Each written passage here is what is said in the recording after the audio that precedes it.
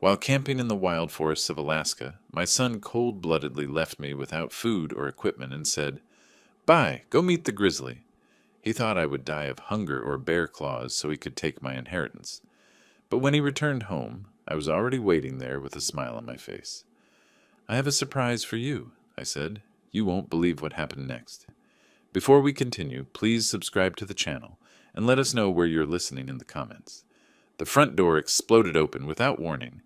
Mason stormed through, his hoodie damp from the Seattle drizzle, sneakers squeaking against my hardwood floor. "Dad, I need 5,000. Right now." I froze by my desk, pen still in my hand from reviewing invoices. The aggressive edge in his voice hit me like a slap. This wasn't my son asking for help. This was someone making demands. "Mason, what?" $5,000. Tonight." He paced across my living room, hands clenched into fists. "I already transferred your monthly amount last week." "The $3,000 barely covers my rent." His voice cracked with frustration. "You think that's enough? You think that covers everything?" My flannel shirt suddenly felt too tight. Grease still clung beneath my fingernails from working on Mrs. Chen's transmission earlier. I'd built these auto shops from nothing, worked 18-hour days after Sarah died, sacrificed everything to give him opportunities I never had. "Son, we've talked about this. You need to find steady work." "Work?" Mason spun around, his face flushed red. "Why should I work when you're sitting on all this money? When you control everything like some dictator?" The accusation stung. I straightened my shoulders, military posture kicking in. "I'm trying to teach you responsibility." "Responsibility?" He laughed bitterly. "You want to know about responsibility?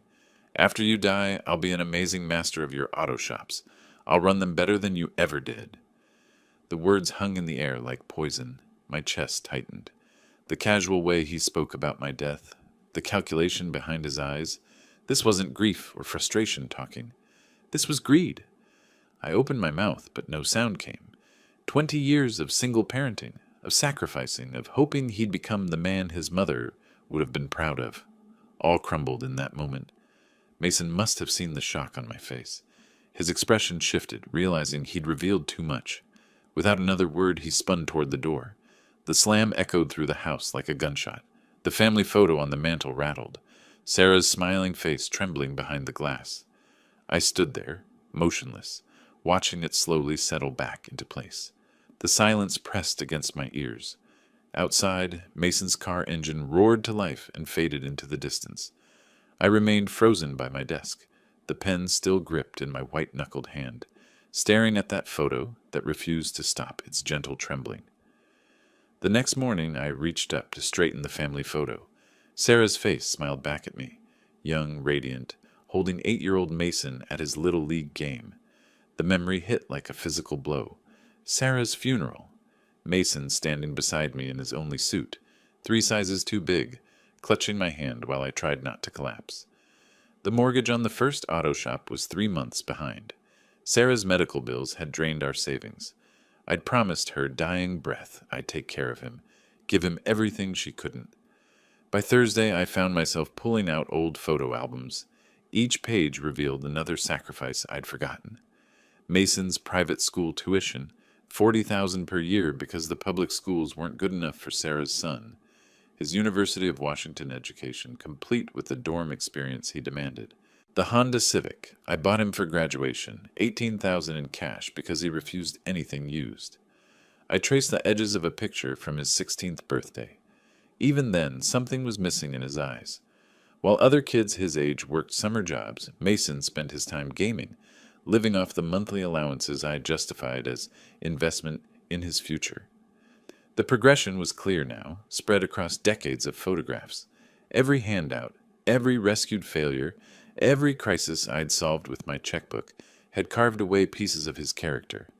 I thought I was being a good father. Instead, I'd created a stranger who calculated my death like a business transaction. Saturday evening, I sat in Sarah's old chair, the one I'd never had the heart to remove. She would have seen this coming. Sarah always understood people better than I did. She would have pushed him toward independence, made him earn every dollar. I failed her, I whispered to the empty room. The realization settled into my bones like winter cold. I'd spent 20 years trying to buy Mason's love, to compensate for the mother he'd lost. Every payment had been a bandage over my own guilt, my own inadequacy. I'd convinced myself that providing for him was the same as parenting him. Sunday morning, I returned the albums to their shelf and sat at my desk. My hands shook slightly as I reached for pen and paper. Military discipline steadied my breathing. I had to think clearly now, plan for possibilities I'd never wanted to consider. The blank page stared back at me, waiting for decisions I wasn't ready to make. 1 ring, 2 rings. My pen hovered over the legal documents I'd been drafting when the phone shattered the quiet. Mason's name glowed on the screen. I hesitated, then answered, "Hello, son." "Dad, hey, how are you doing?" His voice carried an artificial cheerfulness that set my teeth on edge. Too bright, too eager, like a salesman's opening pitch. "I'm fine. This is unexpected after our conversation last week." "Yeah, about that. Look, I've been thinking. I was way out of line, and I want to make it right." The words came too fast, too practiced. "Actually, I have a proposal, something that could fix everything between us." I waited, military training teaching me the value of silence. "Let's go camping together, in Alaska, Denali National Park. Just you and me, like when I was a kid, remember?" The suggestion hit me like whiplash. Mason hadn't shown interest in outdoor activities since high school. "This is very sudden."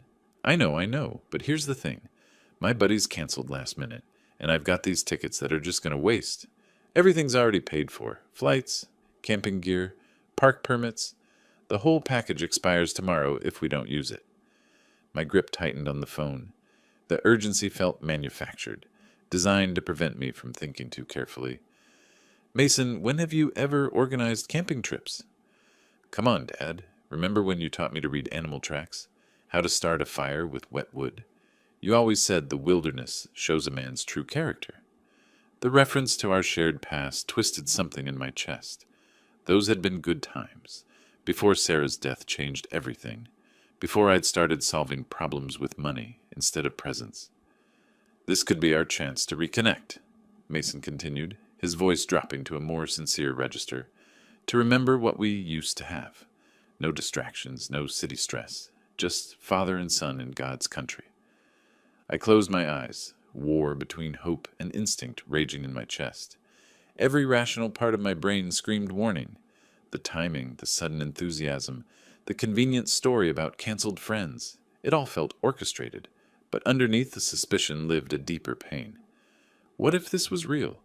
What if my son genuinely wanted to rebuild our relationship? "The flights leave March 25th, Mason pressed. "Seattle to Anchorage, then we drive up to the park. 5 days in the wilderness, just like the old times." 5 days, I repeated slowly. "Dad, please. These tickets are burning, and this might be our last chance to fix what's broken between us." The silence stretched between us. I stared down at the papers on my desk, legal documents that could change everything, precautions against possibilities I prayed would never materialize. "All right," I heard myself say. "Let's do it." "Really? That's fantastic. I'll text you the flight details. Meet me at SeaTac, departure gate. This is going to be amazing, Dad. You'll see." The line went dead. I set the phone down carefully, my hand trembling slightly. Outside, Seattle's eternal drizzle painted patterns on the window. I looked back at the documents spread across my desk, then at the pen in my hand. Hope and preparation. Both felt like betrayal. 3 days later, I folded the legal documents carefully and slipped them into my travel bag's inner pocket. The papers felt heavier than they should have, weighted with possibilities I'd never wanted to consider. Mason waited by gate C12, bouncing on his heels like an overeager teenager. His backpack looked brand new, tags still attached to the zippers. When he spotted me approaching, his grin stretched too wide. "Dad, perfect timing. They just called for boarding. You seem excited." I studied his face, noting the slight twitch in his left eye. Military training had taught me to read nervous energy, distinguish genuine enthusiasm from performance. Why wouldn't I be? Father-son adventure in the last frontier. He shouldered his pack with obvious effort. "When's the last time we did something like this?" During the first flight, he chattered non-stop about wilderness photography and fresh air, consulting his phone more than seemed necessary for someone eager to disconnect. I shared stories from my Navy survival training, how to read weather patterns, identify edible plants, navigate without GPS. You really know all this stuff? Mason asked, scribbling notes on a napkin. 20 years in the service teaches you to be prepared for anything. Something flickered across his expression, calculation masked as admiration. Our layover in Seattle stretched longer than expected. Mason excused himself 3 times, claiming bathroom breaks that lasted 20 minutes each. Through the terminal windows, I watched planes taxi against gray afternoon sky, Alaska growing closer with each passing hour. The final flight carried us over mountain ranges that looked like broken teeth against the horizon. Mason pressed his face to the window, but his reflection showed tension rather than wonder. Anchorage hit us with crisp air and the smell of snow. The rental car counter moved efficiently. Toyota, 4Runner, extra insurance, chains for mountain roads. I handled the paperwork while Mason loaded our gear, favoring his right shoulder like something ached. Outdoor supply store next, he announced, consulting his phone again. Need to grab a few extras. At Northern Exposure Outfitters, he insisted on specific items. High-powered flashlights, emergency flares, rope, more than seemed necessary for basic camping. The clerk, a weathered man with frost-bitten scars, raised an eyebrow at our purchases. Planning to get lost out there? Just want to be prepared, Mason replied quickly. Highway 3 stretched before us like a gray ribbon through endless forest. Mountains rose on both sides, snow-capped peaks catching the last daylight. Road signs warned about moose crossings and winter driving conditions. Beautiful country, I said, trying to bridge the silence that had settled between us. Yeah, really isolated. Mason's voice carried a strange satisfaction. Miles from anywhere. We stopped for gas in Wasilla as darkness began to fall. While I filled the tank, Mason wandered toward the convenience store. Through the fluorescent-lit windows, I watched him pull out his phone and dial. His posture changed, shoulders hunched, voice low and urgent. When he returned, I asked casually, "Everything all right? Saw you on the phone." "Just checking weather conditions for tomorrow." He avoided my eyes. "Storm system moving in, but should clear by morning." The lie came too easily. I'd checked the forecast myself. Clear skies predicted for the next 3 days. As we pulled back onto the highway, that familiar military unease settled in my gut, the same instinct that had kept me alive in hostile territory. Something was wrong. I just couldn't figure out what. 40 miles later, the gas station conversation still bothered me. "So what did the weather service actually say?" Mason's grip tightened on the door handle. "Possible snow flurries, nothing major." The deflection confirmed my suspicions, but I kept my voice neutral. "Good thing we packed extra layers." Denali's entrance appeared around a bend, wooden signs announcing the park boundaries, cabins scattered among towering spruce trees. The visitor center buzzed with early morning activity, despite the season. Most tourists came in summer. March visitors were serious outdoorsmen or locals. Denali Lodge Motel looked exactly like the brochure photos Mason had shown me. Rustic log construction, rooms with names like Grizzly Den and Caribou Creek. The desk clerk, a young woman with calloused hands, processed our registration, while Mason studied trail maps displayed on the wall. "First time to Denali?" she asked. "For him?" I nodded toward Mason. "I've been to Alaska before, military exercises." "Which trails are you considering?" Mason stepped forward before I could answer. "Taclonica River backcountry route. We want the full wilderness experience." The clerk's expression shifted to concern. "That's advanced terrain, very remote. Most people start with the shorter nature trails." "We're experienced campers," Mason insisted, though his definition of experience apparently included 0 actual camping trips in the past decade. Park Ranger Jennifer Walsh looked like she'd stepped out of a recruitment poster, confident, capable, with the no-nonsense bearing of someone who dealt with every type of wilderness emergency. Her briefing room smelled of coffee and pine, walls covered with topographical maps and wildlife photos. "Gentlemen, let's be clear about what you're undertaking." She spread a detailed map across the conference table. "Taclonica River route takes you 30 miles from the nearest ranger station. No cell coverage. No other campers this time of year." She pointed to red markers scattered across the map. "Recent grizzly activity here, here, and here. 2 cubs were spotted last week, which means a protective mother nearby. We've had wolf pack sightings, and moose are unpredictable during spring territory disputes. Mason leaned forward, studying the isolated sections with intense focus. What about emergency evacuation? Helicopter rescue, weather permitting.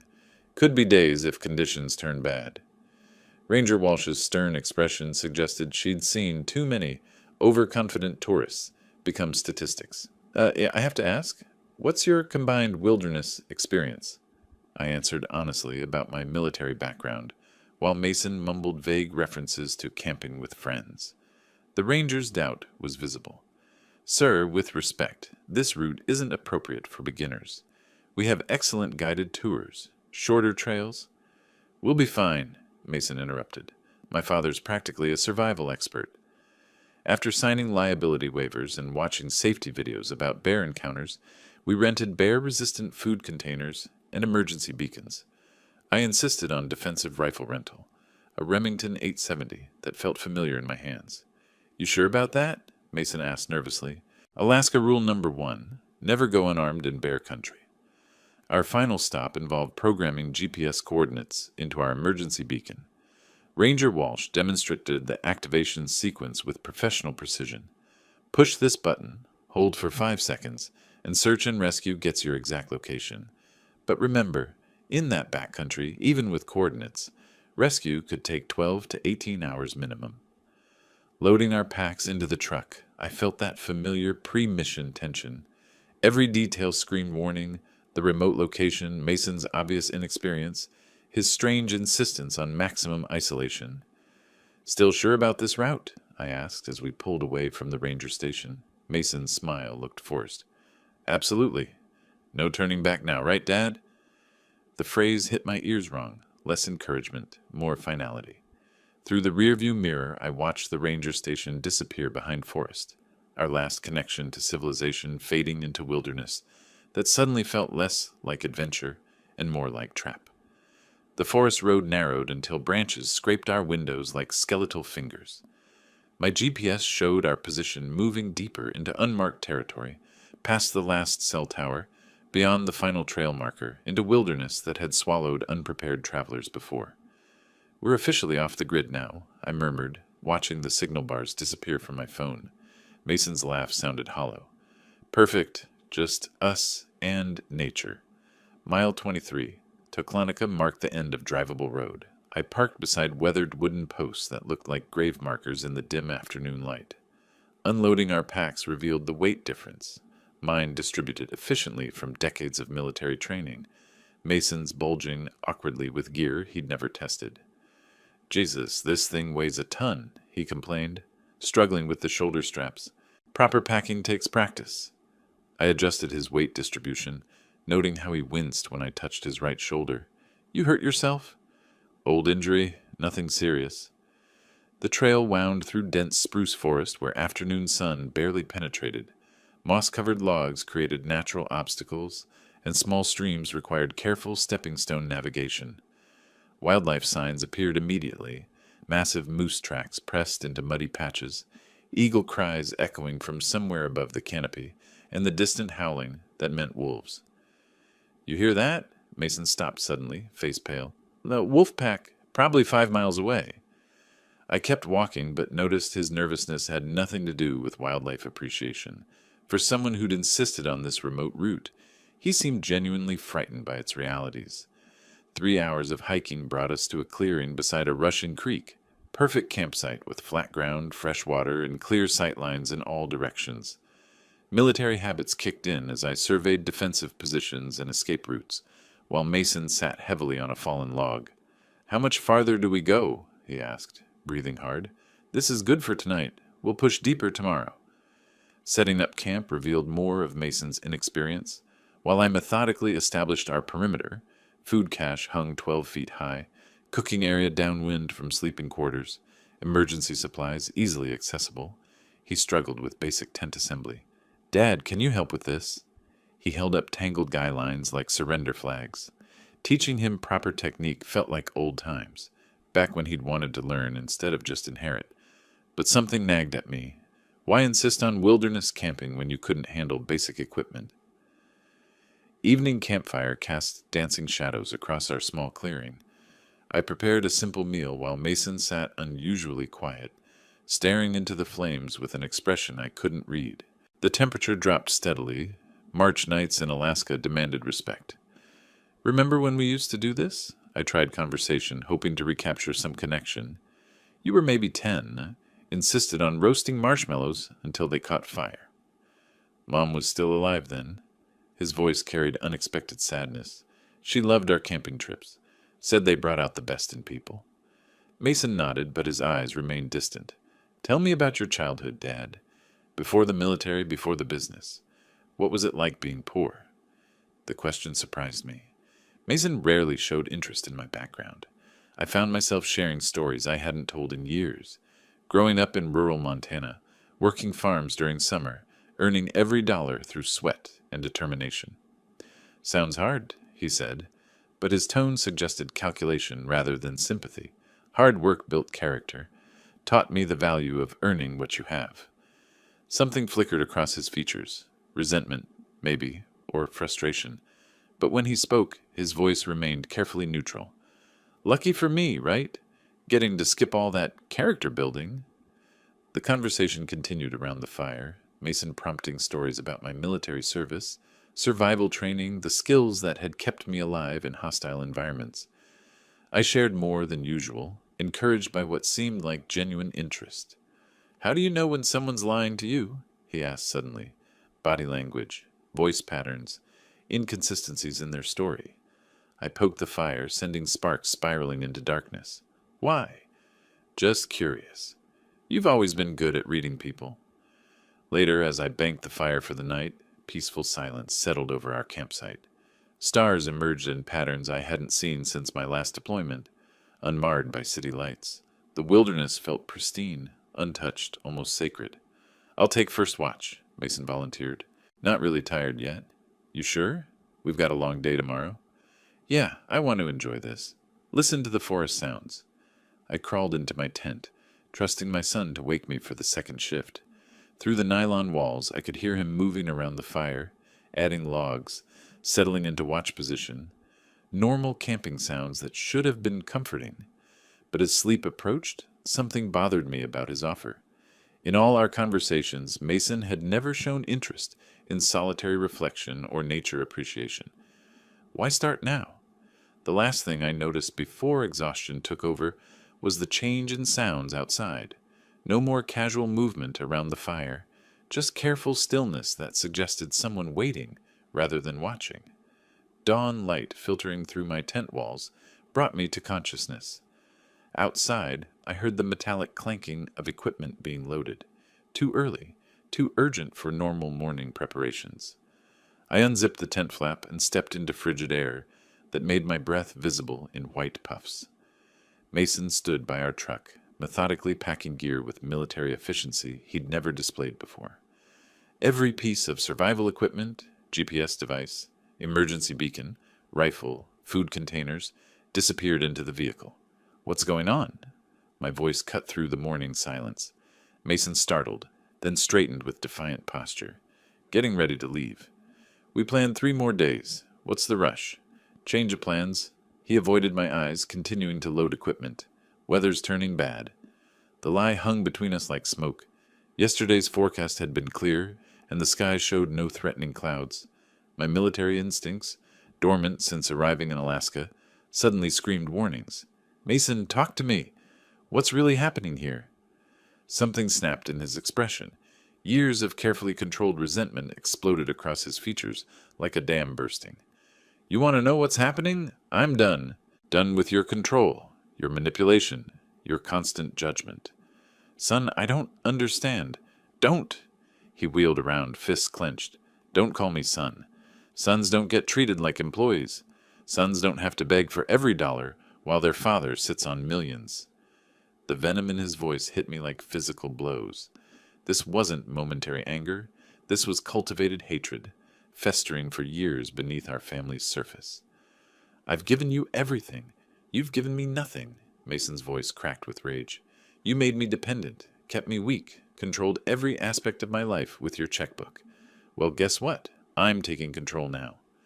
My hands trembled as understanding dawned. The camping trip. This whole thing was planned. Finally catching on, military genius? His laugh carried no warmth. Took you long enough?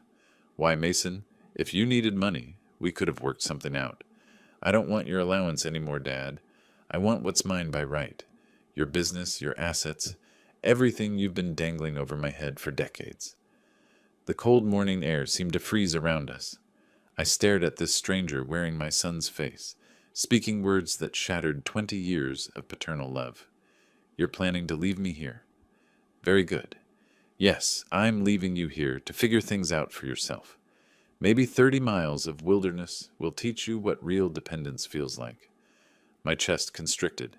Mason, this is bear country, without equipment, without GPS. Should have thought about that before you made me into your puppet. He slammed the truck's tailgate shut. Maybe you'll survive. Maybe you won't. Either way, I'll inherit what should have been mine years ago. Please, the words scraped my throat raw. Whatever I did wrong, we can fix it. Don't do this. For a moment, something flickered across his features. Doubt, maybe, or remembered affection. Then his expression hardened into something unrecognizable. Goodbye, Dad. He climbed into the driver's seat. Try not to meet the Grizzlies too quickly. I want you to have time to think about what you created. The engine roared to life. I stepped toward the truck, desperate to reason with him, but he threw it in reverse and backed away. Through the windshield I saw his face, cold, calculated, devoid of any filial emotion. Mason! My shout echoed off distant mountains as the truck disappeared around a bend.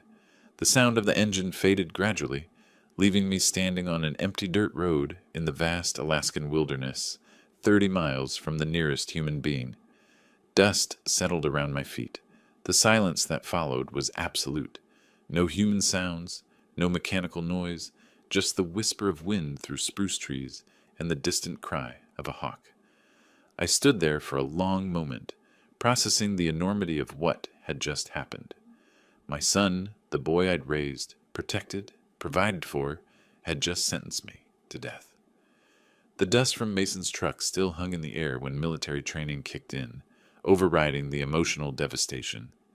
Shock was a luxury I couldn't afford, not 30 miles from civilization in Grizzly country. I forced myself to breathe steadily, letting decades of Navy discipline take control. First rule of survival, assess your resources.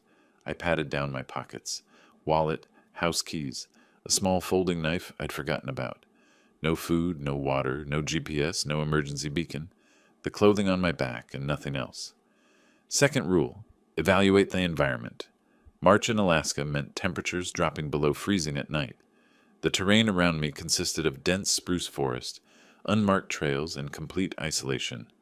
Ranger Walsh's warnings echoed in my memory, recent grizzly activity, wolf packs, unpredictable weather patterns. Third rule, prioritize survival needs. Shelter, water, signaling, navigation, in that order. I studied the sun's position, calculating direction. East led deeper into wilderness. West eventually reached the main park road, though at what distance I couldn't determine. My aging memory summoned fragments of topographical knowledge from the ranger station briefing. River systems flowed generally northwest toward the park boundary. Movement was critical. Standing still meant death. I began walking west, following the faint tire tracks Mason had left. Within 100 yards, the tracks diverged from what appeared to be an animal trail cutting through the underbrush. Game trails usually led to water sources, essential for survival and potential rescue visibility. Every step required conscious effort. At 58, my knees protested the uneven terrain, and my civilian conditioning was worlds away from my military peak.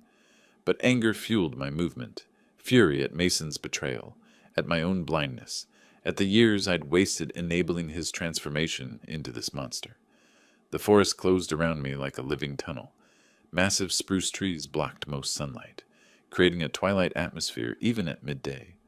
I broke branches as I walked, creating crude trail markers for potential rescue teams, though the odds of anyone finding me seemed impossibly remote. Bear sign appeared everywhere, claw marks on tree bark, massive paw prints in soft earth, scat that looked disturbingly fresh.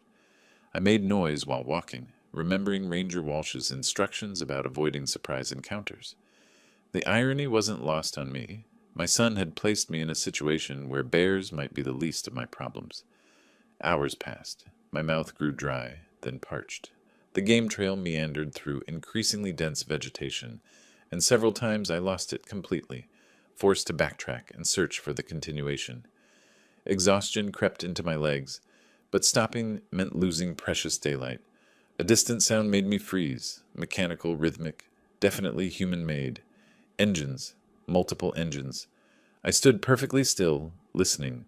The sound came from the north, maybe half a mile away. ATVs or motorcycles moving in formation. Hunters, park rangers, search and rescue. Hope surged through my chest for the first time since Mason's betrayal. I changed direction, moving toward the mechanical sounds, pushing through undergrowth that tore at my clothing. The sounds grew louder, definitely all-terrain vehicles, and they seemed to be moving slowly, methodically. The forest began to thin, and through the trees I glimpsed a clearing ahead. The engine sounds were closer now, maybe 200 yards away. I moved faster, abandoning stealth for speed, branches whipping across my face as I pressed toward a potential salvation. Breaking through the tree line, I stumbled into a clearing where 4 ATV riders had stopped for what appeared to be a lunch break. They looked up in shock as I emerged from the forest, disheveled, scratched, clearly out of place in this remote wilderness. The lead rider, a bearded man in his 40s, with the weathered look of someone who lived outdoors, immediately shut off his engine and approached me with professional concern. "Sir, what happened? Why are you out here alone?" My voice came out hoarse from dehydration and stress. "My son, he left me here, took all our equipment and drove away." The man's expression shifted from concern to disbelief. "Someone abandoned you? Here? That's attempted murder." "I'm William Harper. My son Mason brought me on a camping trip, then—" I struggled to explain the situation without revealing the full extent of family dysfunction. "He took our truck and all our survival gear, said he was leaving me to die." "Jesus." The bearded man removed his helmet, revealing intelligent eyes that seemed to be assessing my condition and story simultaneously. "I'm Oliver Reed, former park ranger here. These are my friends. We're doing a backcountry tour." The other riders gathered around, their faces showing the horror that outdoor enthusiasts felt when confronting deliberate wilderness abandonment. One of them, a woman in her 30s, handed me a water bottle that I drained gratefully. "How long ago did this happen?" Oliver asked, his tone becoming professional and urgent. "This morning, maybe 4 hours ago." Oliver exchanged glances with his companions. "We need to get you out of here immediately. Radio range is limited, but we can reach the ranger station from higher elevation." "There's something else," Oliver continued, studying his GPS device. "If your son took the main road out, he's looking at a 6-hour drive minimum to reach Anchorage. But I know a shortcut, old ranger trail that cuts through the backcountry. We can have you back to the park entrance in 90 minutes. The implication hit me like electricity. "You mean I could get back before him?" "Easily. The question is, do you want to involve law enforcement immediately, or do you have other plans?" Something hard crystallized in my chest, replacing the desperation and fear I'd carried since dawn. Mason had calculated my death, planned my abandonment, counted on my helplessness. He'd made one critical error, underestimating the wilderness community's solidarity and my own survival instincts. "I want to get back to the motel first," I said carefully, "before I decide anything about police." Oliver nodded, understanding passing between us. "Climb on behind me. We'll take the ranger trail. Your son will never see us coming." The ATV ride through hidden forest paths revealed a side of Denali I'd never imagined. A network of service trails maintained for emergency access, known only to rangers and serious backcountry guides. Oliver navigated with the confidence of someone who'd traveled these routes for years. "I spent 15 years as a ranger here," he explained over the engine noise. "Seen a lot of stupid decisions, but deliberate abandonment? That's criminal territory." The terrain blurred past. Creek crossings, steep inclines, sections where we had to dismount and guide the ATVs around fallen trees. Despite the rough conditions, we made excellent time, emerging onto paved road well ahead of Oliver's estimate. Denali Lodge Motel appeared in the distance, its log cabin architecture looking incredibly welcoming after my morning in the wilderness. As we approached the parking area, I scanned for our rental truck, not yet returned. "Looks like your son's still driving back," Oliver observed. "You've got time to prepare whatever reception you're planning." The other riders offered contact information, promising to serve as witnesses if legal proceedings became necessary. Oliver handed me his card, inscribed with personal cell and email. "Call me when you're ready to talk to authorities. What your son did, there need to be consequences." As they prepared to leave, Oliver paused. "Sir, you mind me asking, what are you planning to do when he gets back?" I looked toward the motel room where our belongings waited, then at the legal documents still folded in my jacket pocket. Mason had spent years planning my destruction. Now it was my turn to plan his. "I'm going to give him exactly what he wants," I said quietly, "just not the way he expects to get it." Back in our motel room, I sat on the edge of the bed and pulled out my phone. Oliver's card lay beside me, along with his offer to contact authorities immediately. But first, I needed to understand exactly what I was dealing with. The legal documents I'd prepared back in Seattle felt prophetic now, folded in my jacket pocket like a loaded weapon. 3 weeks ago, I'd changed my will in a moment of paternal disappointment. Now that decision looked like divine preparation for war. I spread the papers across the small desk, reviewing the language I'd crafted with my attorney. Mason would inherit nothing. Everything would go to wildlife conservation charities, veterans organizations, and a scholarship fund in Sarah's name. The irony was perfect. My son's attempt to murder me for inheritance would leave him with exactly nothing. But legal documents alone weren't enough. I needed evidence, witnesses, consequences that would follow Mason for the rest of his life. I dialed Oliver's number. He answered on the first ring. "William, you settled in all right? I need your help with something specific. When Mason returns, I want everything documented. His reaction, his words, everything." "You planning to confront him before calling police?" "I'm planning to give him exactly what he thought he wanted, the chance to inherit my business, right up until the moment he realizes what he's actually done to himself." Silence stretched across the connection. Finally, Oliver spoke. "That's strategic. You want me there as witness?" "If you're willing, and maybe bring that digital camera you had on the trail. Mason's going to say things that should be preserved for a jury." "What time you expecting him?" I calculated Mason's route. Main Park Road to Anchorage Highway. Probable stops for gas and food. His tendency to drive cautiously on unfamiliar roads. Between 9 and 10 tonight, he'll be tired, overconfident, expecting to find an empty room and a grieving father who never made it back. Instead, he finds his intended victim very much alive, and very well prepared. After Oliver agreed to arrive by 8:30, I called my attorney in Seattle. The conversation was brief, but crucial. Tomorrow morning, the new will would be filed officially, regardless of tonight's outcome. Mason's inheritance would evaporate the moment legal documents hit the courthouse. Next, I contacted the motel office and arranged for an adjacent room for Oliver. The desk clerk, an elderly woman who'd seen decades of Alaskan drama, asked no questions about the unusual request. Evening approached with surreal calm. I showered off the wilderness grime, changed into clean clothes, and arranged the room methodically. The legal documents spread across the desk, where Mason would see them immediately. Oliver's camera would have clear sightlines from the adjoining room. My phone was programmed with 911 on speed dial. Military training had taught me that preparation eliminated variables. Tonight, Mason would walk into a controlled environment, where every advantage belonged to me. The irony wasn't lost on me. My son had spent months planning my death in the wilderness. Now I was planning his social and financial death in civilization. The difference was that my plan would leave him alive to face consequences. At 8:15, Oliver knocked softly. He entered carrying professional photography equipment and the grim expression of someone who'd seen too many wilderness tragedies. Recording equipment set up in the adjacent room, audio and video coverage of this entire space. He gestured toward the connecting door. "When he arrives, you'll have everything documented." "What happens legally when we turn this over to authorities?" Attempted murder in the first degree. Alaska takes wilderness abandonment seriously. It's essentially death sentence with extra steps. With your testimony, my witness statement, and whatever he says tonight, he's looking at serious prison time.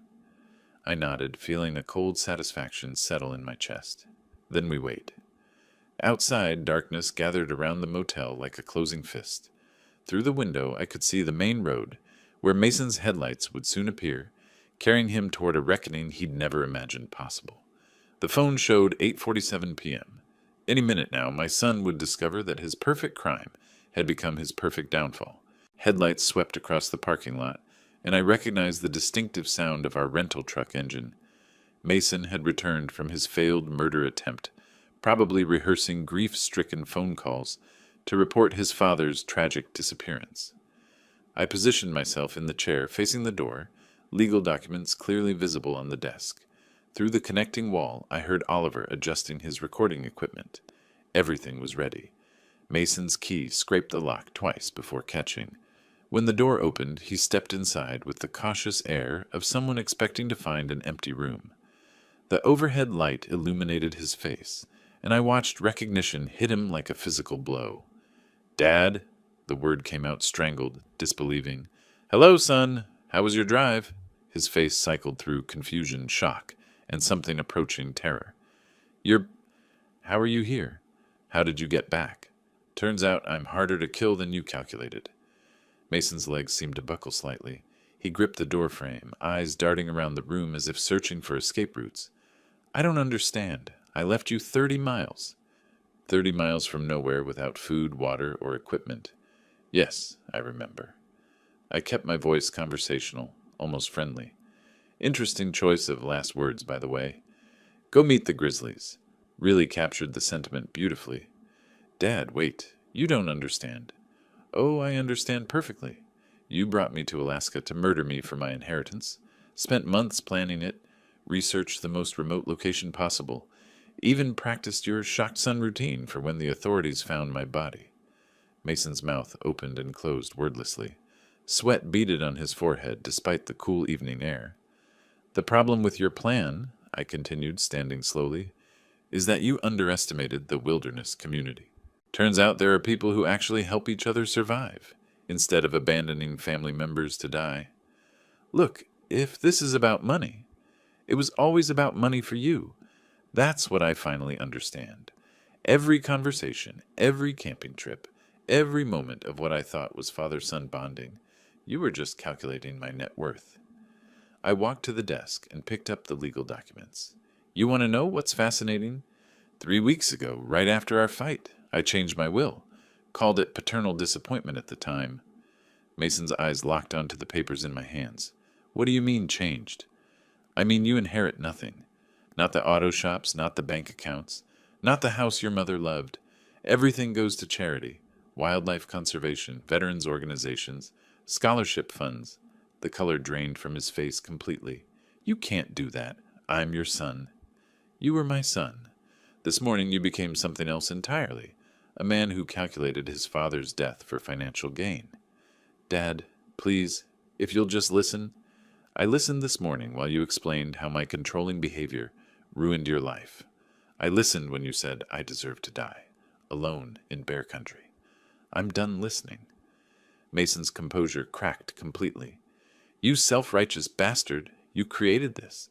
Your constant control, your manipulation, keeping me dependent while judging every choice I made. There it is, the real Mason Harper. You want to destroy me? Fine. But remember, you made me into this. Every dollar you dangled, every condition you attached, every way you controlled my life. This is your creation." I felt a strange calm settle over me. "You're absolutely right. I did create this.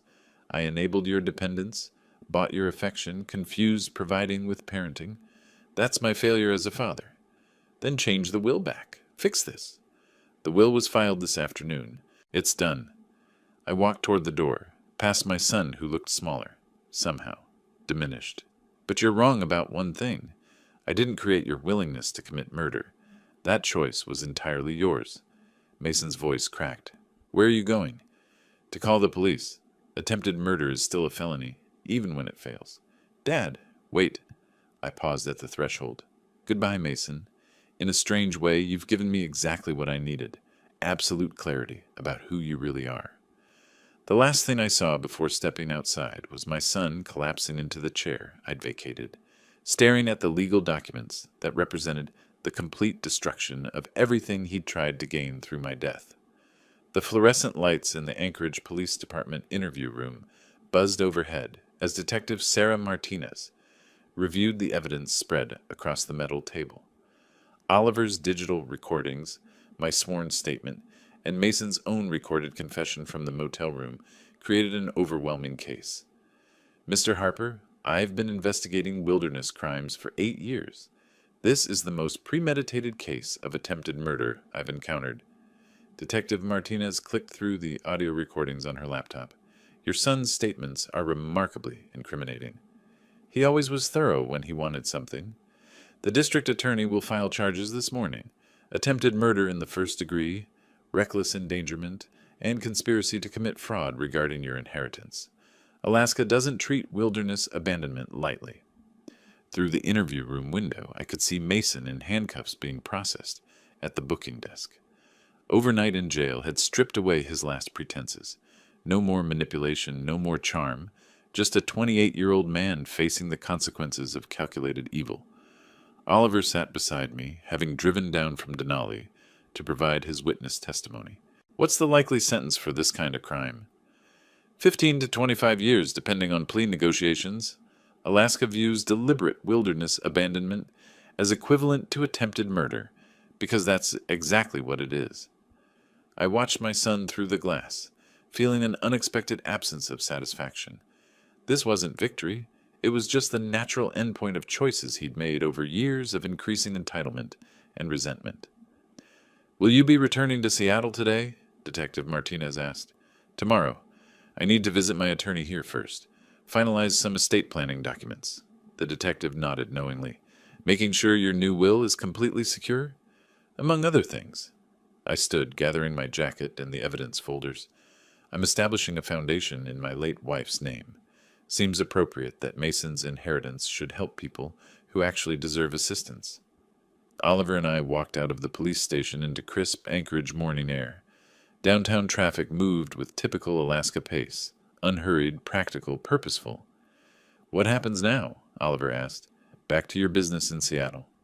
Back to figuring out what kind of man I want to be in whatever years I have left? I looked up at the Chugach Mountains rising beyond the city skyline. Turns out surviving your own child's murder attempt gives you remarkable clarity about priorities. You planning to visit him during the trial?